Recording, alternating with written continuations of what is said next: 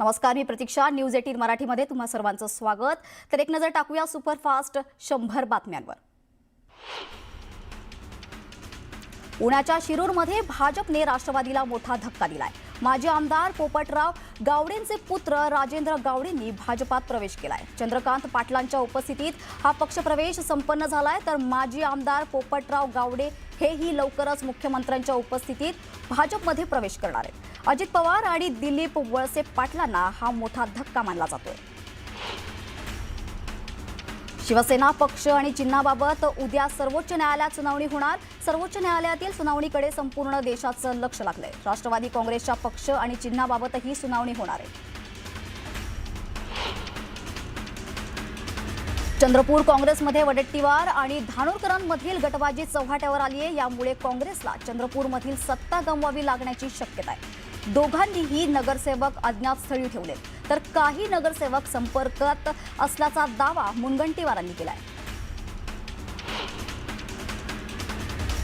महापौर पदाबाबत भाजप तडजोड करणार नसल्याची माहिती सूत्रांनी दिली आहे. मुंबईत भाजपाचाच महापौर होणार, तर स्थायी समितीची अध्यक्षपदही भाजपकडे राहणार अशी माहिती सूत्रांनी दिली आहे. तर मुख्यमंत्री फडणवीसांनी याबाबत मित्रपक्षांना स्पष्टपणे कळवलं असल्याचंही माहिती. भाजपने आपल्या नगरसेवकांना मुंबई बाहेर जाण्यास मज्जाव केलाय अशी माहिती आता समोर येते. भाजपने त्यांच्या नवनिर्वाचित नगरसेवकांसाठी महत्त्वाचे फरमान काढल्याची माहिती पुढे आली आहे. सगळ्या नगरसेवकांना मुंबईतच थांबण्याच्या सूचना देण्यात आल्या असून पुढील 10 दिवस मुंबई सोडू नका अशा सूचना भाजपच्या नेतृत्वाने दिल्याचं समजतंय. मुंबईचा महापौर 30 जानेवारीला शपथ घेण्याची शक्यता. दिल्लीतील अनौपचारिक गप्पांमध्ये भाजप नेत्यांनी माहिती दिली आहे. 22 जानेवारीला महापौर पदाची सोडत निघणार असून त्यानंतर आठवडाभरातच महापौराची निवड होणार आहे. ठाण्याचे महापौर कोणाकडे जाणार याकडे सर्वांचंच लक्ष लागलंय. असं असतानाच पालिकेतील महापौर आणि उपमहापौर यांच्या दालनाच्या साफसफाईला सुरुवात झाली आहे. 2 दिवसांनी आरक्षणाची सोडत निघणार आहे. त्यानंतर महापौर पदाच्या निवडणुकीसाठी प्रक्रिया सुरू होणार आहे. उद्या मनसे आणि ठाकरेंच्या सेनेचे नगरसेवक कोकण भवनला जाणार आहेत. तर कोकण भवन इथे शिवसेना आणि मनसेचे विजयी नगरसेवक एकत्र पक्ष गटस्थापन करण्यासाठी जाणार आहेत. बाळासाहेब ठाकरेंच्या जयंतीनिमित्त उद्धव ठाकरे आणि राज ठाकरे एकत्र येणार आहेत. 23 जानेवारीला षण्मुखानंद सभागृहात कार्यक्रम होणार आहे. या कार्यक्रमानिमित्त ठाकरे बंधू एकाच व्यासपीठावर दिसणार आहेत. निवडणूक आल्यावर जनतेचे आभार मानण्यापेक्षा नगरसेवक आनंदाने बेपत्ता झालेत अशी उपरोधिक टीका त्यांनी केली आहे. पळवापळवीचे स्वार्थी राजकारण कुठवर चालणार, महाराष्ट्राच्या राजकारणाची पातळी आणखी किती घसरणार अशी टीका अमित ठाकरेंनी केली आहे. मागील 3 दिवसापासून मुंबईतल्या ताज लँड्स अँड हॉटेलमध्ये मुक्कामी असलेले शिवसेना नगरसेवक आता घरी निघाले. मात्र ते कोकण भवनला जाणार नसल्याची माहिती आहे. मुंबई पालिकेवर आपला महापौर व्हावा यासाठी शिवसेनेकडून दबाव टाकला जात असल्याची चर्चा देखील रंगली आहे. कल्याण डोंबिवली महानगरपालिकेच्या गटनेतेपदी उमेश बोरगावकर यांची नियुक्ती करण्यात आली आहे. 11 पैकी एकूण 7 नगरसेवकांनी उपस्थिती दर्शवत गटस्थापना केला.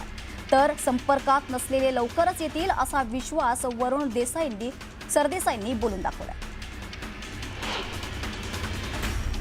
नाना पटोले चर्चेत राहण्यासाठी काहीही वक्तव्य करतात असं परिणय फुकेंनी म्हटलंय. मुंबईला महाराष्ट्रापासून तोडण्याच्या षडयंत्र केंद्राकडून केलं जात असल्याचं वक्तव्य नाना पटोले यांनी केलं.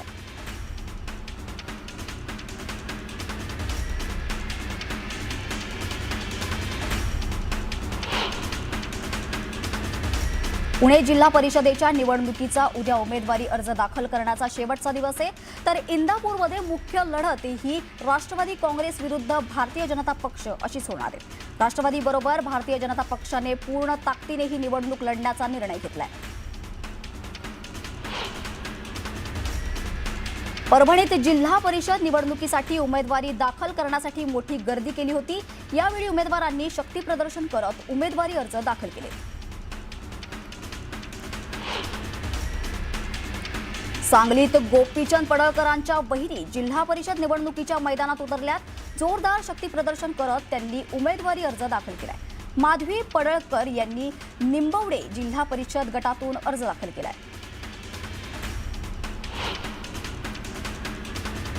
कराड तालुक्यातील 12 जिल्हा परिषद गट आणि 24 पंचायत समिती गणासाठी 906 इच्छुक उमेदवारांनी अर्ज खरेदी केलेत। 79 जणांनी आज अखेर अर्ज दाखल केलेत। यामध्ये भाजपचे किसान मोर्चाचे प्रदेश सरचिटणीस रामकृष्ण वेताळे यांच्या पत्नी विद्या रामकृष्ण वेताळे यांनी कोपर्डे जिल्हा परिषद गटातून जोरदार शक्ती प्रदर्शन करत उमेदवारी अर्ज दाखल केले। आंबेगाव तालुक्यात राष्ट्रवादीच्या उमेदवारांनी शक्ती प्रदर्शन करत उमेदवारी अर्ज दाखल केलेत। आंबेगावात राष्ट्रवादी स्वबळावर लढणार आहे। छत्रपती संभाजीनगरमध्ये महायुतीच्या बैठकीदरम्यान मोठा राडा झालाय। वैजापूरमधील नाराज भाजप कार्यकर्त्यांनी मंत्री अतुल सावे यांची गाडी अडवली आहे। वैजापूरमधील काही भाजप कार्यकर्त्यांचा युतीला विरोध आहे। राष्ट्रवादी काँग्रेसचे आमदार संजय खोडके यांच्या मांडीवर बसून भाजपचे माजी मंत्री प्रवीण पोटे यांनी तिकीट वाटल्याचा आरोप नवनीत राणा यांनी केलाय।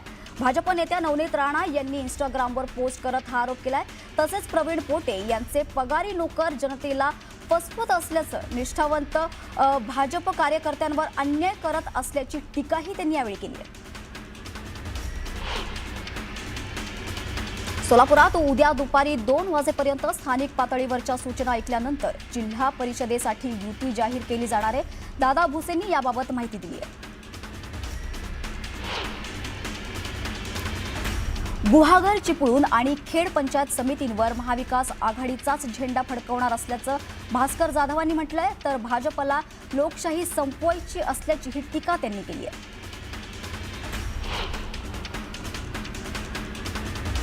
नितीन नवीन यांची भाजपच्या राष्ट्रीय अध्यक्षपदी निवड झाली आहे। पंतप्रधान मोदी, गृहमंत्री अमित शहांच्या उपस्थितीत नवीन यांनी भाजपच्या राष्ट्रीय अध्यक्षपदाचा पदभार स्वीकारलाय। भारतातील उद्योग आणि गुंतवणूक क्षेत्रासाठी महाराष्ट्रच गेटवे ऑफ इंडिया असल्याचे मुख्यमंत्री देवेंद्र फडणवीस यांचे विधान खरे ठरवणारे तब्बल 14,50,000 कोटींचे गुंतवणूक करार पहिल्याच दिवशी दावोसमध्ये करण्यात आले। या गुंतवणुकीसोबत राज्यात 15 लाख रोजगार संधी निर्माण होणार आहेत।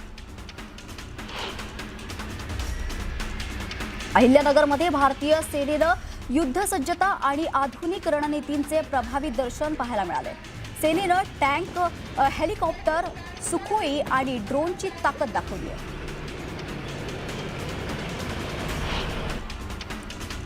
मुंबईच्या परळमध्ये वैश्य ग्लोबल चॅरिटेबल ट्रस्टचा द्वितीय वर्धापन दिन यशोत्सव 2026 उत्साहात साजरा करण्यात आलाय। या कार्यक्रमाला राज्यासह देश विदेशातून 700हून अधिक उद्योजकांनी उपस्थिती लावली आहे।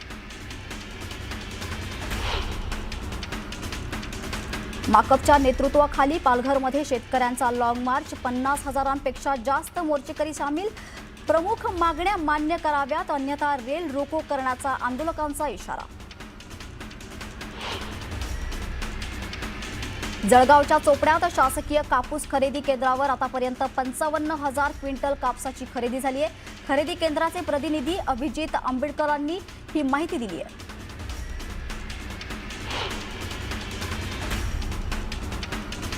सांगली जिल्हाधिकारी कार्यालयासमोर शेतकऱ्यांनी आंदोलन केले। चीन, अफगाणिस्तानच्या बेदाण्याची चोरी करणाऱ्यांवर तातडीनं कारवाई करण्याची मागणी यावेळी करण्यात आली आहे।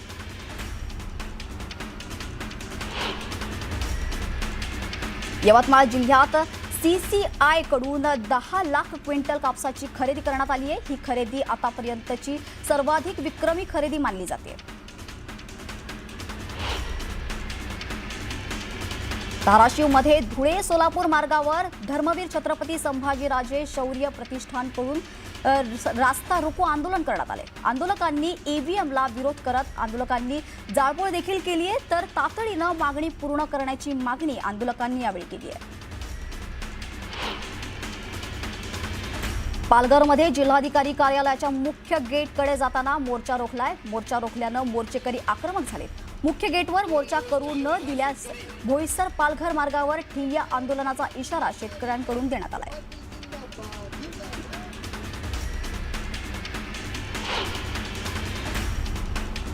तर बातमीपत्रात घेत आहोत छोटासा ब्रेक। तुम्ही कुठेही जाऊ नका, पाहत रहा न्यूज 18 मराठी।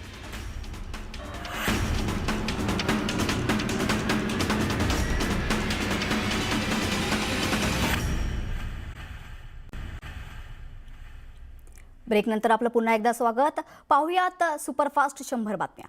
भंडाऱ्याच्या डोंगरी बुजुर्ग इथे मॅग्नीज खाणीत कामगारांनी काम बंद आंदोलन केले। अनेक कामगारांना कामावरून कमी केल्यानं आणि वेतनही कमी केल्याचा विरोध करण्यात आलाय। तातडीनं कामगारांना कामावर घेऊन वेतन वाढवण्याची मागणी यावेळी करण्यात आली आहे।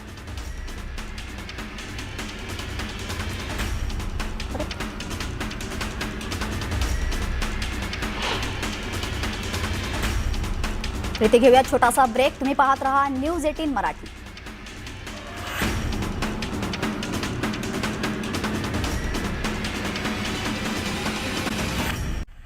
ब्रेक नंतर आपलं पुन्हा एकदा स्वागत। पाहुयात सुपरफास्ट 100 बातम्या। हिंगोलीहून नांदेडकडे जाणाऱ्या मार्गावर वाहतूक नियमांचं उल्लंघन होत असल्याचा आरोप करण्यात आलाय। डंपर चालक शॉर्टकट मारत असल्यानं अपघात होण्याची भीती व्यक्त करण्यात आली आहे। तर तातडीनं कारवाई करण्याची मागणी वाहनधारकांनी केली आहे।